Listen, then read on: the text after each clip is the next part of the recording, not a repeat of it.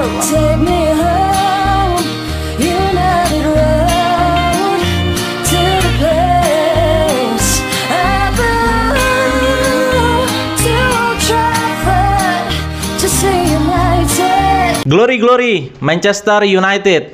Selamat datang kembali di United Circle. Ya, kali ini gue membahas Here We Go dari Sergio Reguilon, bek kiri dari Tottenham Hotspur, bergabung dengan Manchester United dengan status pinjaman. Ya, MU lagi krisis bek kiri. Ini di luar dari plan, di luar dari apa yang sudah direncanakan oleh pihak Erik ten Hag dan jajaran manajemen dari Manchester United. Bek kiri ini memang benar-benar krusial. Jadi MU itu kan kemarin mempunyai 4 bek kiri di preseason. Luke Shaw, Malaysia, Brandon Williams, dan Alvaro Fernandes. Nah, beberapa pekan kemudian Brandon Williams join dengan klub Championship, yaitu Ipswich Town. Nah, dia bergabung dengan Ipswich Town. Dia menjalani peminjaman selama 1 tahun, 1 musim penuh. Kemudian Brandon Williams akhirnya pergi dari United, dan beberapa pekan kemudian Alvaro Fernandes menyusul ke klub La Liga, yaitu Granada. Ya, jadi dengan 2 stok tersisa dari Manchester United plus Diogo Dalot jika ditempatkan posisi bek kiri, otomatis kan ini riskan. Ditambah Malaysia belum sembuh dari cedera. Jadi waktu game week pekan pertama sampai pekan ketiga ya MU hanya mengandalkan Luke Shaw. Nah, di pekan ketiga melawan Nottingham Forest, Luke Shaw cedera, ya kan? Setelah dari pertandingan melawan Spurs, Luke Shaw cedera, dan akhirnya melawan Nottingham Forest, Diogo Dalot bermain sebagai posisi bek kiri.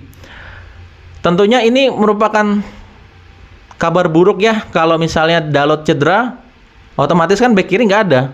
Ya hanya dilapisi sebagai pemain origin seperti Lisandro Martinez atau bahkan Jonny Evans.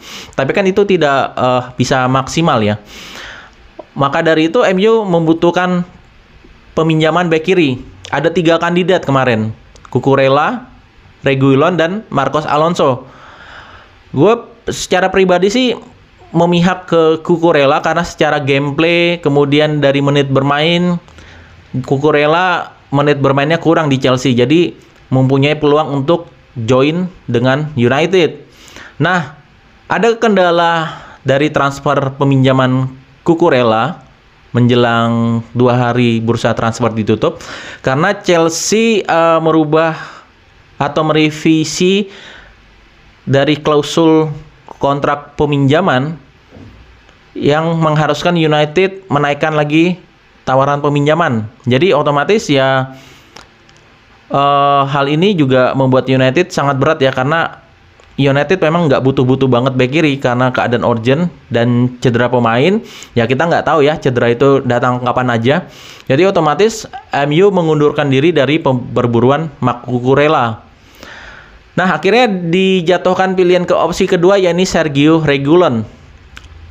Sebenarnya secara gameplay di highlightnya gue lihat bahwa Reguilon ini tidak buruk-buruk banget sebagai bek kiri. Dia mempunyai stamina yang bagus, mempunyai kecepatan yang bagus, umpan crossing yang bagus. Jadi gue lihat bahwa permainan dari Reguilon ini mirip-mirip 11-12 dengan Luke Shaw. Umpan crossing Luke Shaw kan juga cukup akurat. Nah, Reguilon juga bisa menempatkan dirinya di posisi di mana dia harus bisa umpan crossing yang akurat. Jadi gue lihat di gameplaynya, wah ini luar biasa nih Reguilon nih.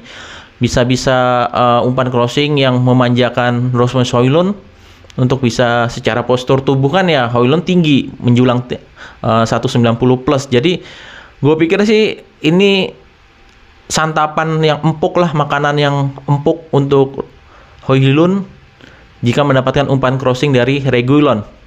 Nah, berbicara tentang Reguilon, dia ini sebenarnya pemain akademi Real Madrid. Banyak malah melintang di La Liga, Madrid U17, U18, U19. Kemudian dia sempat dipinjamkan ke klub Spanyol Logroñés dan dipinjamkan lagi ke Sevilla di tahun 2019. Ya, Reguilon datang ke Premier League waktu pandemi 2020, datang ke Spurs kalau nggak salah waktu itu masih Jose Mourinho. Reguilon ini memang ditempatkan di posisi tim inti waktu bermain di Spurs. Nah, karena beberapa saat kemudian Reguilon ini sempat absen dari Spurs karena cedera ya. Otomatis tempatnya digantikan oleh Ben Davies ya, kalau nggak salah Ben Davies. Jadi Reguilon terpaksa menjadi pemain cadangan ketika Ben Davies bermain bagus, dan Reguilon ini memang menit bermain kurang, apalagi dia ingin bermain di timnas Spanyol. Jadi otomatis ya Reguilon harus cari klub baru, baik itu dipinjamkan atau dijual. Jadi Spurs memutuskan untuk meminjamkan Reguilon ke Atletico Madrid. Dan kenapa Atletico Madrid tidak memperpanjang kontrak Reguilon? Karena Atletico Madrid sudah mengincar bek kiri lain. Jadi Reguilon datang, kemudian ya mungkin ini rezekinya Reguilon ketika dia habis dari Atletico Madrid dipinjamkan selama 1 musim, kembali ke Spurs, ke Liga Inggris, otomatis ya dia beruntung banget untuk pindah ke United yang dijanjikan untuk posisi bek kiri utama ya, karena Luxiao itu cedera 2,5 bulan, hampir 3 bulan. Dan Malaysia ini sebenarnya Malaysia sudah cederanya dari musim kemarin sih. Jadi otomatis nggak tahu Malaysia apakah berapa bulan lagi tidak bisa diprediksi oleh Erik ten Hag. Reguilon selain bek kiri, dia bisa menjadi pemain sayap kiri. Dan keterampilan Reguilon ini memang biasa fleksibilitasnya di sisi kiri dari serangan United. Ya, kita tunggu aja bagaimana permainan dari Reguilon ini, apakah benar-benar bisa nyetel langsung dengan skema Erik ten Hag, apalagi bermain di Liga Inggris yang sangat keras, mengandalkan body ball. Reguilon ini kan secara fisik kecil ya, mungil. Jadi ketika kena body sedikit ya otomatis dia bisa kepental itu.